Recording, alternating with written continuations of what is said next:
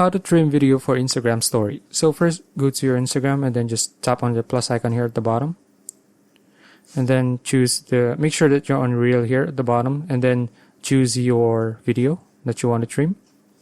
Okay, now here let's just swipe this and then tap on this one, and then tap on done, and then let's begin trimming this. So it's at 14 seconds, so I'm going to turn this into 3 seconds. There you go. And then just tap on this arrow here at the top right, and then tap on the three dots here at the top right, and then tap on save. Okay, now we've saved that to our gallery.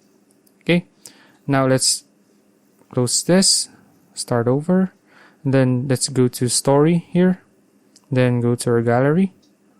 Now let's choose the one that we edited earlier, we trimmed this one, and then here you can begin editing it, adding anything that you want to add, and then just if you want to post it, you can just tap on this arrow here at the bottom right and then press share.